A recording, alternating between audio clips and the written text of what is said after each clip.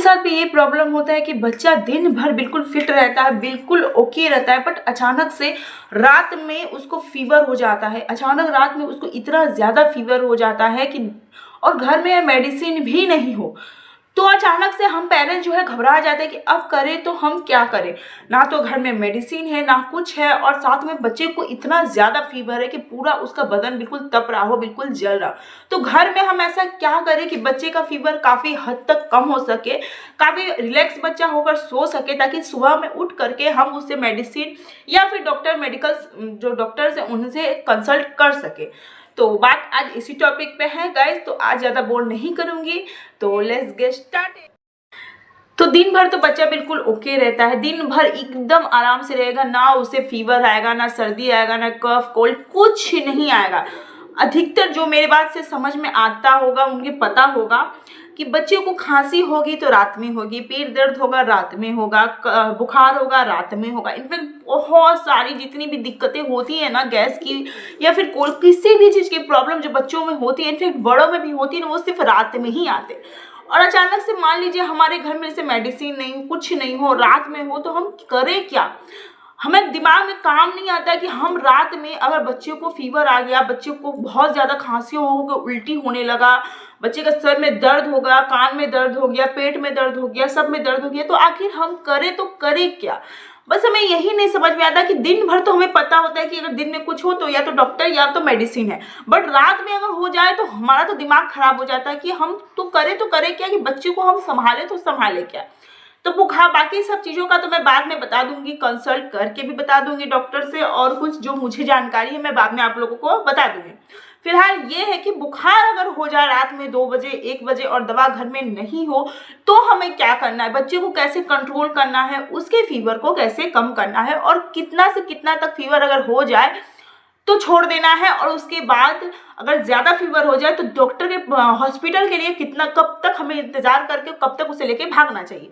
सब बात इसी टॉपिक पे है। तो चलिए, सबसे पहले बात ये है कि बच्चे को जब भी आप रात के वक्त में, मैंने हमेशा 3-4 वीडियो हमेशा ऑलरेडी बना चुकी हूँ कि बच्चे को अगर रात में फीवर हो रहा है तो उसे स्पॉन्जिंग दीजिए। जी हाँ, उसे स्पॉन्जिंग दीजिए। अब बात यह है कि स्पॉन्जिंग कैसे देना है, तो मैंने इसका भी एक सेपरेट वीडियो बना रखा है कि बच्चे को आखिर हमें स्पॉन्जिंग कैसे देना है। फिलहाल के लिए आपको कुछ नहीं करना है, मैं बता देती हूँ। आपको क्या करना है, लुक वार्म वाटर लेना है, यानी कि हल्का गुनगुना गर्म पानी, एकदम भी गर्म पानी नहीं, लुक वार्म, जो सिर्फ हल्का सा गुनगुना हो, जो हाथ डालने लायक हो, उससे ज़्यादा नहीं, बिल्कुल भी लुक वार्म हो। आपको क्या करना है, एक कपड़ा लेना है, कॉटन का कपड़ा लेंगे तो बेस्ट है।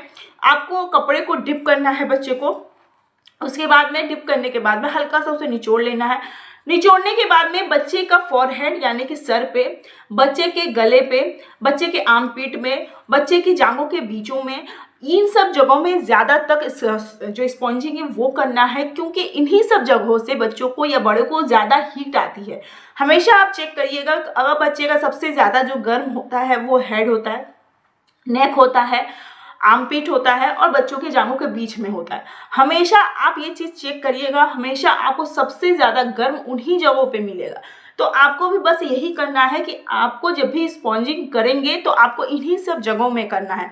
बहुत सारे लोग क्या करते हैं, स्पॉन्जिंग सिर्फ सर पे रख देते हैं, 4 डबल कपड़ा करके बस सर पे रख दिया, बस छोड़ दिया, वो फिर से ठंडा हो गया, फिर से उसको हटाते हैं, फिर से पानी में डिप करते हैं, फिर से उसको गाड़ते हैं, फिर उसको फिर सर पे लगा दिया, हो गई। ऐसी गलती आपको नहीं करनी है, बिल्कुल भी नहीं करनी है। आपको स्पॉन्जिंग, बच्चों की स्पॉन्जिंग पूरे बॉडी में होती है, ऐसा नहीं है कि सिर्फ सर से ही उसकी जो गर्माहट निकले।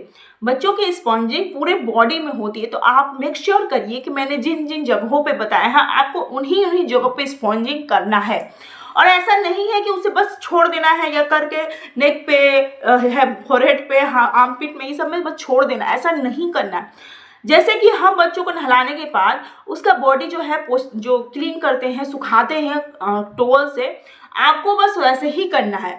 पानी में कपड़े को डिप करना है, उससे हल्का सा निचोड़ना है, बच्चे को ऐसे पोंछना है, हल्का हल्का थोड़ा सेकेंड में पोंछना है कि थोड़ा सा ऐसे पोंछना है, फिर हल्का हल्के हाथों से ऐसे पोंछना है, फिर आर्मपिट में पोंछना है, जांघों के बीच में पोंछना है, पाँव के तलवे पे पोंछना है। ऐसे करते ही आपको तुरंत में उसे लेकर फिर निचोड़ना है, फिर डिप करना है, फिर करते रहना है। कब तक करना है, जबकि बच्चे का टेम्परेचर काफ़ी कम तक नहीं हो जाए। अगर पानी गर्म हो जाए, फीवर के पानी से क्या होता है, पानी भी काफ़ी गर्म हो जाता है फीवर के, क्योंकि फीवर निचोड़ निचोड़ हम लोग डालते हैं पानी, या तो पानी गंदा हो जाए तुरंत चेंज करिए, फिर लुकवार्म वाटर लेके आइए।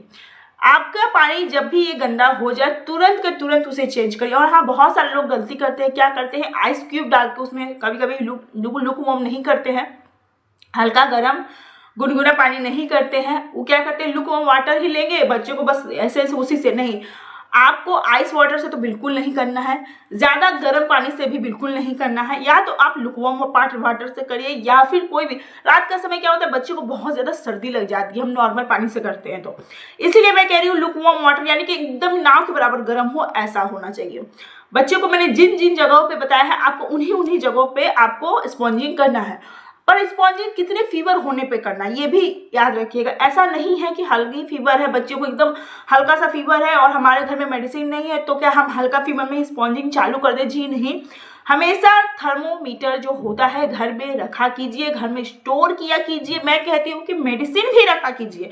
मैंने अधिकतर वीडियो में बताया है मेडिसिन क्या होता है ना, कभी कभी क्या होता है हम सोचते हैं कि अरे कोई यूज़ तो आएगा नहीं, वो फेंका जाएगा, डेट फेल हो जाता है, या 1 महीना के बाद हमें फेंकना ही पड़ता है, तो हम नहीं यूज़ करेंगे, नहीं रखेंगे। आपको घर में हमेशा बच्चों की कुछ मेडिसिन स्टोर करके रखना चाहिए, जैसे फीवर हो, कफ हो, कोल्ड हो, पेट दर्द हो, कान दर्द हो, नाक अगर ब्लॉक हो गया वो, ये सब कुछ दवाएं अपने घर में आपको स्टोर करके रखना चाहिए। बाकी बाद में फेंका जाएगा, क्या होगा, हमारा बच्चा तो सेफ रहेगा ना, उसे तो रात में हमें चौंकने वाला सामान काम तो नहीं ना करना पड़ेगा। तो आपको स्पॉन्जिंग हमेशा, थर्मामीटर रखिए। स्पॉन्जिंग क्या है, आपको हमेशा 102 के पार हो जाए तब जाके आपको स्पॉन्जिंग चालू कर देनी है।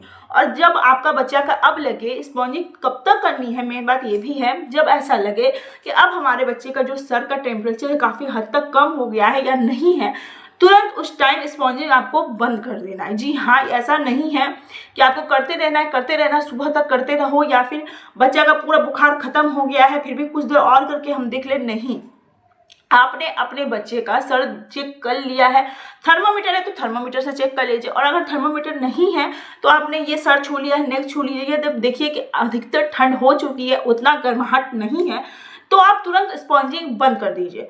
स्पॉन्जिंग बंद करने के बाद आप एक कॉटन का टॉवल लीजिए या फिर कुछ भी कॉटन का सामान लेके उसे अच्छे से सुखा दीजिए बच्चे को, ताकि उसके शरीर में एक बूंद भी पानी नहीं होना चाहिए। अगर बच्चे के शरीर में एक बूंद भी पानी रह जाए, बच्चे के लिए काफ़ी हार्मफुल कर सकता है। क्यों? क्योंकि हो सकता है उसे सर्दी हो जाए, क्योंकि रात के 1 बजे, 2 बजे, 3 बजे इस टाइम पे अगर हम बच्चे को समझ नहला रहे हैं और अगर हम नहलाएंगे उसके शरीर में अगर पानी सोख लेगा ना, तो वो फीवर तो और है, उसके साथ साथ उसको सर्दी, खांसी, निमोनिया सब हो सकता है। तो आपको ऐसा तो मेक श्योर करना है कि उसका शरीर जो है, बॉडी है, वो अच्छे से सूख जाए। आपको कॉटन के कपड़े से ही उसे अच्छे से सुखाना है। सुखाने के बाद उसको ऐसे कपड़े पहनाने, एकदम लाइट वेट कपड़ा पहनाना। एक कपड़ा, ठंड हो चाहे गर्मी हो, बुखार में डॉक्टर हमें कहते हैं कपड़ा पहनाओ ही मत। आप अगर कभी भी हॉस्पिटल या कहीं भी जाएंगे ना, तो डॉक्टर हमें बोलते हैं बच्चे को ऐसे ही बिना कपड़ों के छोड़ दो, बुखार जितना भी ठंड रहे बस उसको ऐसे ही छोड़ दो। तो आपको ऐसे करना है कि आपको एकदम कॉटन एक कपड़ा पहनाना है, वो भी हल्का एकदम, और लूज कपड़ा पहनाना कि बच्चे को कंफर्टेबल लगे। ऐसा नहीं अकबक लगे, नहीं, एकदम कंफर्टेबल लगे बच्चे को। हमेशा लाइट कपड़ा पहनाइएगा, बच्चा काफ़ी रिलैक्स होकर सोएगा। तो आपको ये छोटी छोटी बातों का ध्यान रखना है कि स्पॉन्जिंग करना है, कितने बुखार ज़्यादा होने के बाद स्पॉन्जिंग चालू करना है, कब तक करना है, क्या कपड़े पहनाने हैं बच्चों को, कैसे सुखाना है, ये सब मेक श्योर करिएगा कि जो भी करिए कॉटन के कपड़े से ही करिए। चाहे आप स्पॉन्जिंग करिए, चाहे आप बच्चे को पहनाइए, चाहे टॉवल से पोंछिए, कुछ भी करिए, बट आपको क्या करना है, बच्चे को हमेशा कॉटन के कपड़े से ही करनी है। तो आई होप आपको मेरी वीडियो अच्छी लगे। अगर मेरी वीडियो आपको अच्छी लगे, हेल्पफुल लगे, तो एक लाइक शेयर सब्सक्राइब जरूर करिएगा। Thank you.